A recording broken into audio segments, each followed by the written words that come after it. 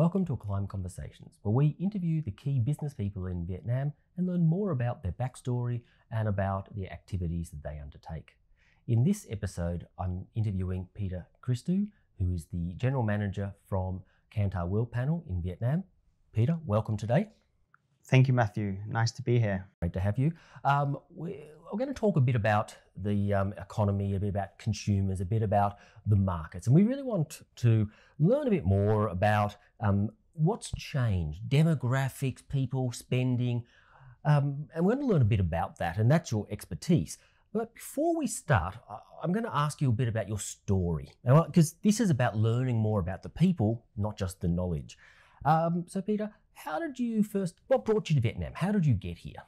Well, good question. So I've worked for Kantar Worldpanel division in its various entities for now 14 years. So it's my only company. So straight from university, I joined as it was known then, TNS Worldpanel.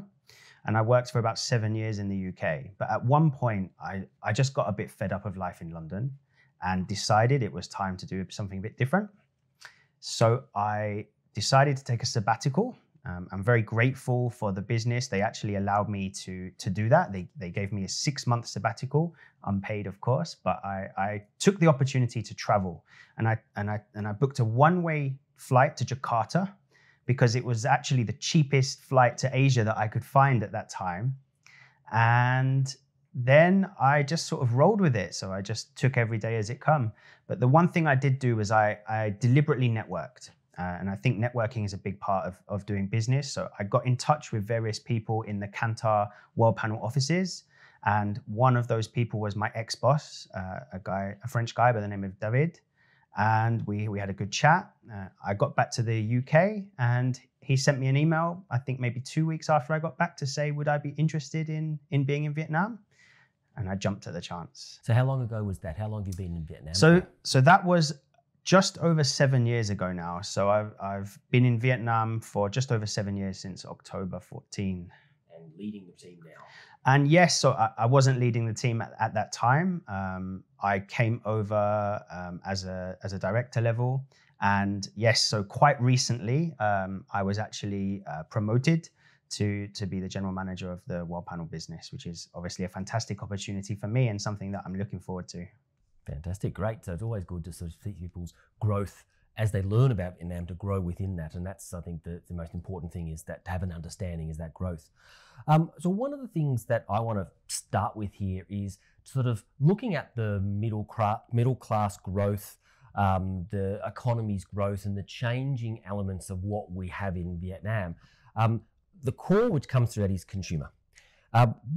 How do you define the consumers? How do we look at consumers in Vietnam when we're analysing what are the consumers? Because it is different to most other places, and it is unique whenever I do presentations. The Vietnam part, is a unique part of the world, and I'm curious to sort of how you define and see consumers. It's a really good question, and something that I struggled to get to grips with when I first arrived in Vietnam. And the main reason for that is the geographical kind of, the differences between urban and rural, the differences between the north and the central and the south. And that is what, in the UK, we don't really have such a big variance in terms of the regions, and so I struggled to get to grips with that. Yeah, so I mean, if we talk about, consumers, Vietnamese in general, based on my time here, very hardworking, a lot of national pride, very friendly and warming, and I think you would agree with me, Matthew, that that's the case. In terms of the way they consume products, a few things kind of spring to mind. So generally, anything that can make life easier is something that Vietnamese like. So very big on delegation services. So going to hair salons or using cleaning services, anything that, as I mentioned, can make life easier tends to be, well received. Vietnamese in general, they tend to, they're prepared to pay more for premium. So if they perceive something to be of better quality, they would be prepared to pay more. Generally brand loyal as well. So there's some of the things that come through. But as I mentioned to you, the differences between the North and the South, is a very big thing, and it's something very important for anyone doing business in Vietnam. So, in the north, they're far more prepared to pay more for premium products than in the south. And conversely, for example, in the south, they're much more open to going out and eating out compared to those in the north. So that's just some of the differences that you've probably seen as well in your time here. Absolutely, and you've got to understand and appreciate those differences to be successful. Now, you touched on things like personal services and things that make life easier. Leads me into my next question, because the pandemic, particularly 2021 lockdowns and changes, how did that impact the consumer? My perception is a lot of those discretionary things to make life easier were removed. Is that sort of a fair comment, or what else changed with consumers? Yeah, it's been a dramatic change over the last 12, 18, 24 months, obviously since COVID happened. I would say that they haven't completely gone, but there's definitely been significant differences in the way that people are behaving today. And you have to remember that for a large period of time in the last year, we were at home and not able to go out. And even in areas that we could go out, people, things were not open for people. So that, shifted a lot of what was going on in home. Right? So all of a sudden, the home becomes very important. I'm spending much more time at home. I'm entertaining myself at home. I'm eating and drinking at home. I'm catching up with friends and family at home. So all of a sudden, that in-home element became, really big. And that has obviously an impact on the way people spend money. If I'm spending more time at home, I need to eat. So cooking really took off during COVID. We had no choice. Exactly, we had no choice. Even myself, I don't cook often, but I did start to cook more during the lockdown. But as a result, all the products around cooking aids, anything to do with cooking, really increased. Another thing that increased is meal delivery, actually. So this is becoming more popular, and meal delivery increased as well over time. A bit of a competition to the cooking part. So even when it was available, people still took the chance to delegate some of those duties, I would say, in order to make life a bit easier for themselves. It's interesting. Now, together with that, urbanisation has been a factor, and Vietnam's quite unique in that it's still relatively decentralised. We don't have the same urbanisation factors as most of the countries. And that's one of the things about demographics that helps with future growth in Vietnam. But it has accelerated. We see urbanisation. And in COVID, we see a sort of a mild reverse urbanisation temporarily.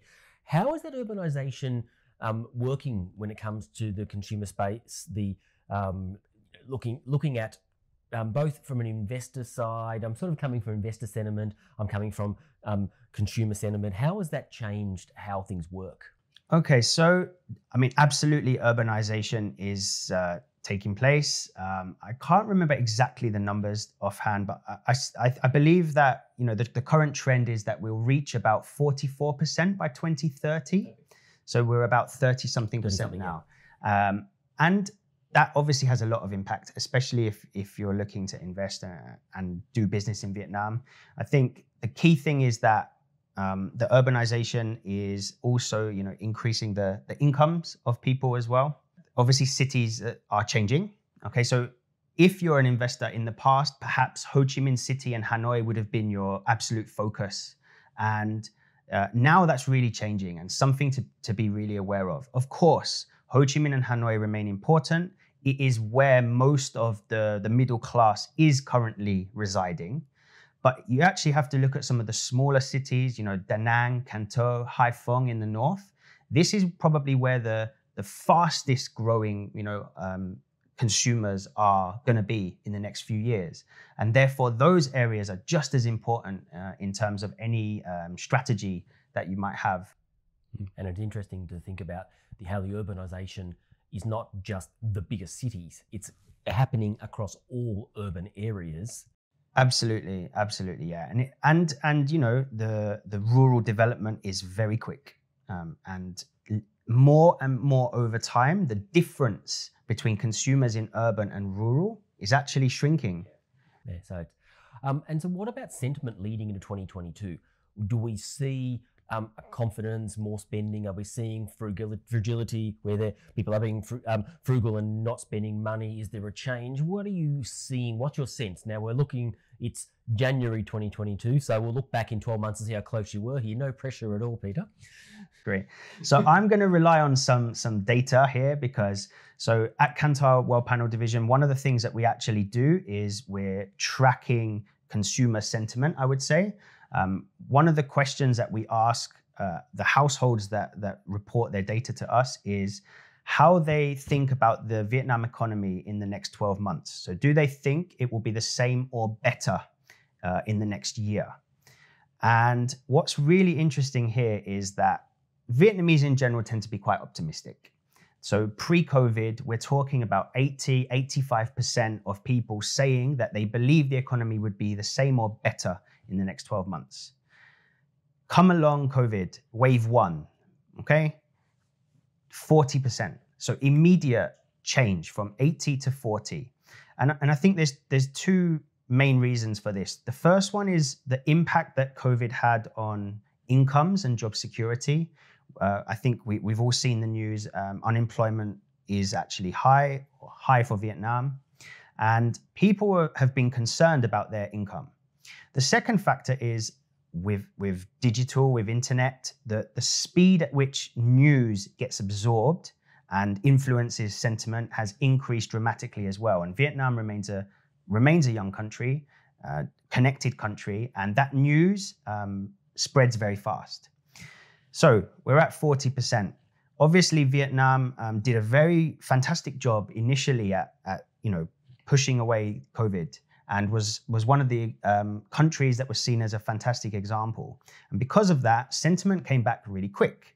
So by the time we reached, let's say mid of 2021, Q1 21, we're already back to 80%. So you can see a kind of yo-yo effect. And then along comes the, what we're saying is wave 4, but the biggest, COVID wave for Vietnam, where it really hit.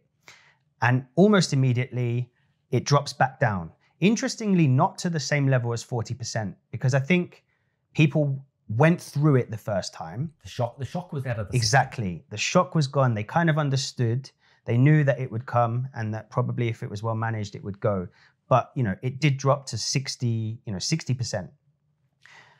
I believe that as long as there's no further outbreak now, things you mentioned today, January, we are in a better place. Things seem to be, we're living with it, let's say. And as long as there's no further outbreak, I do believe we will get back to the 70, the 80% quite soon. Where are we right now, by the way? So yeah, at the moment, the latest data that we have is around 60%. So it's about 60%, but I think it will come back up quite quickly. And mixed in with that then, work from home. Work from home is something that has changed. We saw a little bit of it in 2020, 2021, it became the norm. And to this point, it's very, very common and it's consistently applied. That changes consumption. That changes expectations in so many ways. Now, that's going to stay. Work from home is going to stay with us in various forms. Has that changed consumer? Is there something that people should take advantage of they're not taking advantage of? Where does that put us versus where we were pre-pandemic? So working from home, I totally agree with you, Matthew, that in one way or another, this hybrid working style is here to stay. And I think it's a very hot trend for this year, actually.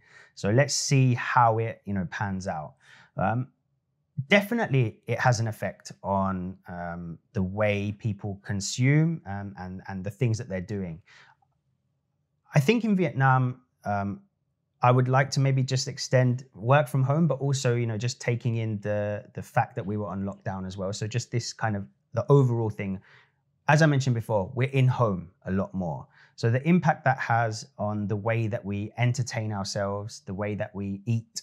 So some data from our global study showed that during work from home time, there was an average increase of 2 meal occasions in a week. Okay, and that tended to be around lunch and tended to be around a snack occasion. And my waistband can definitely testify to the increasing snacking that was taking place at home. You're closer to the food. Exactly, absolutely. And you stand up and you take a walk and you're in the kitchen. Whereas when you're at the office, that's obviously not the case.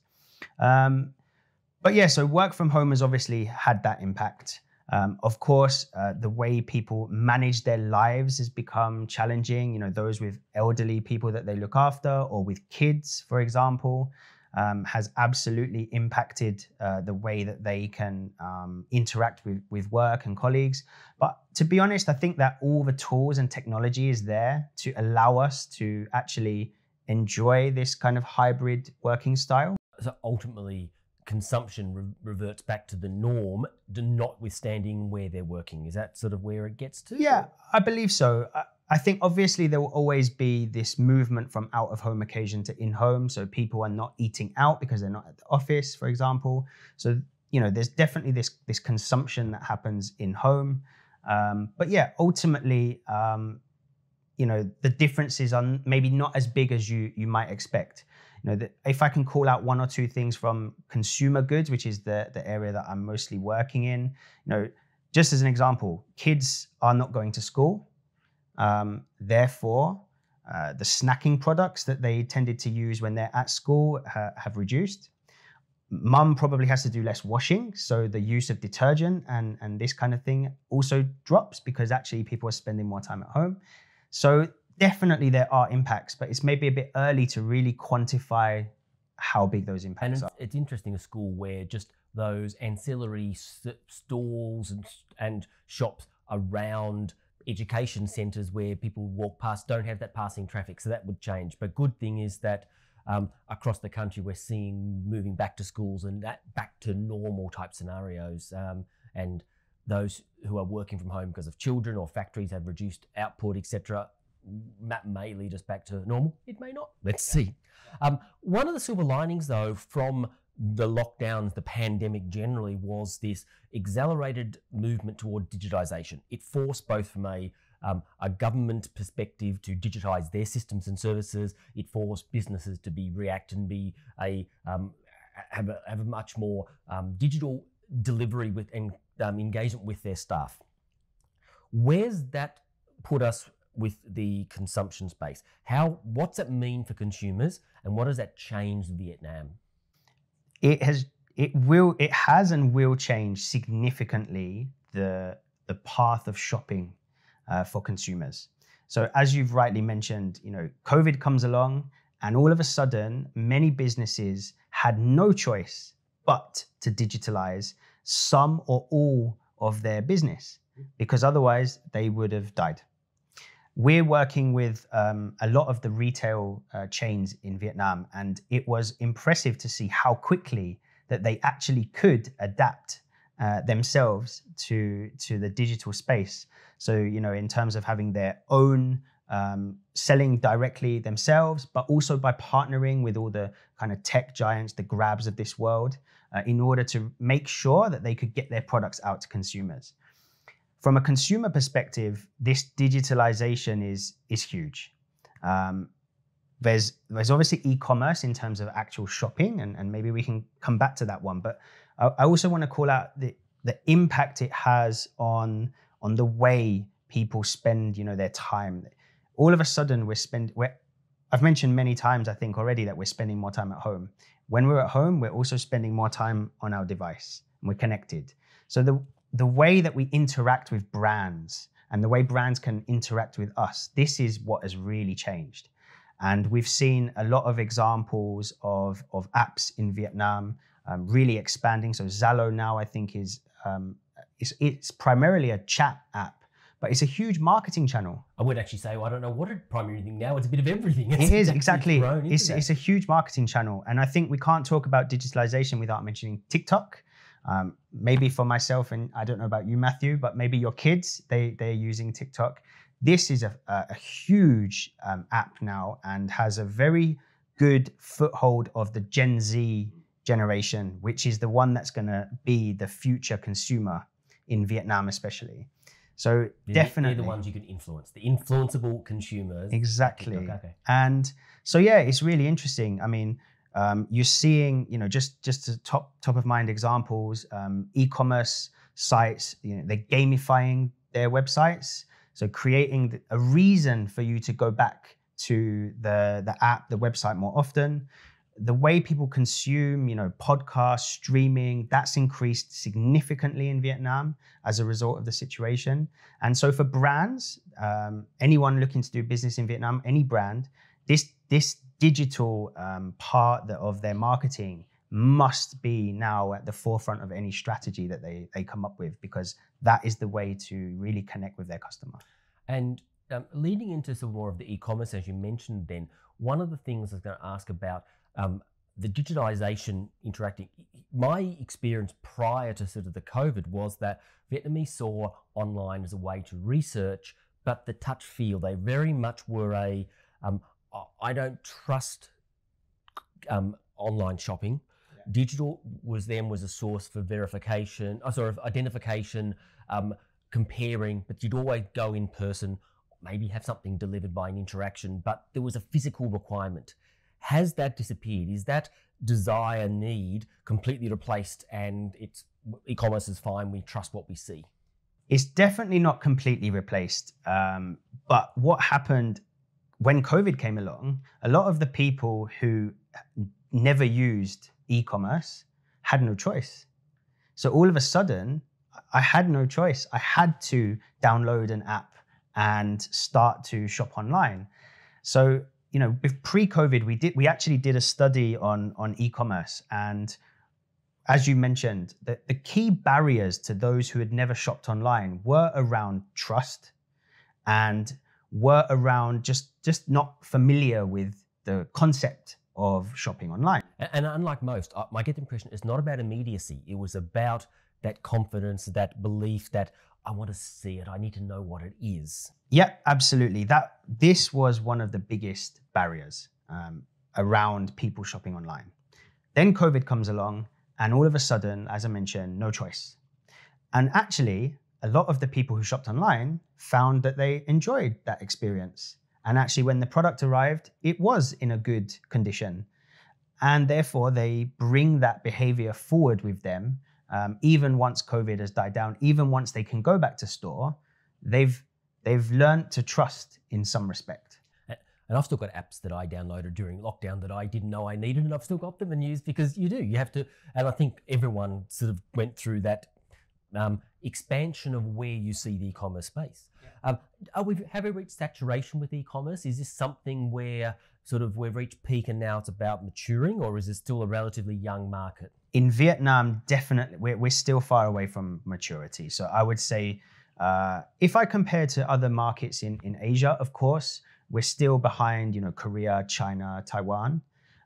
And we're a bit ahead of markets like Indonesia and Philippines in terms of the e-commerce development. But we're still definitely in that, emerging area. So where are the gaps? Where do you think, if you were either a consumer wanting something or an investor looking at, where would you be looking at in the e-commerce space? Where are the opportunities or the needs? I think so. The needs are really around convenience, right? One of the biggest challenges with shopping online versus when I go to store is I don't have that product immediately. So me personally, when I'm buying something, I want the product right away. I'm not really prepared to wait. That's the immediacy issue, and everyone has. And that in terms of shopping for, let's say, consumer goods, we call that maybe a need for today or a need for tonight. And e-commerce doesn't really serve that shopping mission, let's say.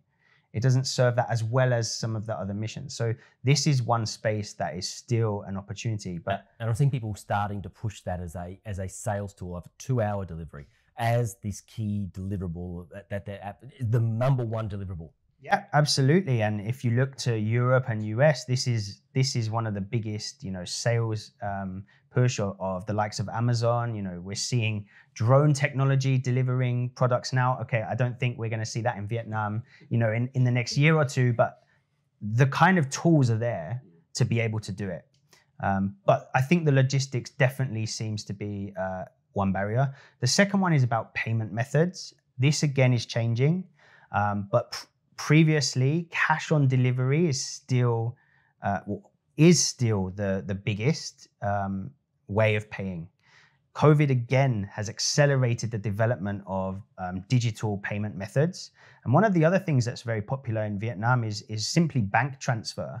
So now people have the banking app online on their phone. So it's not really digital payment, but it's just sending bank transfers online. And I often now, I can go to a store to buy something and I actually send them the money. Like I stand there and I send them the money, which I found quite strange at the beginning, but actually is very convenient.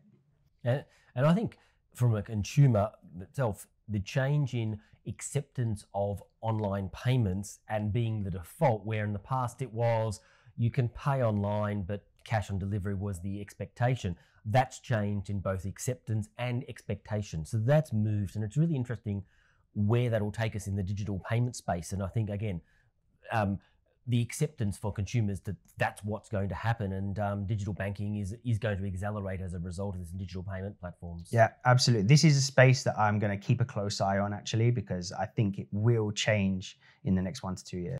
So looking forward, if you were an investor, if you were a retailer, or somewhere looking to develop and put a focus in, excluding payment technologies, where would you be looking? I'm talking not just this next year, I'm talking as sort of what you should be doing to be successful in coming years. Okay, this is the foundation. Where would you be looking? What are your sort of standout areas in the consumer space?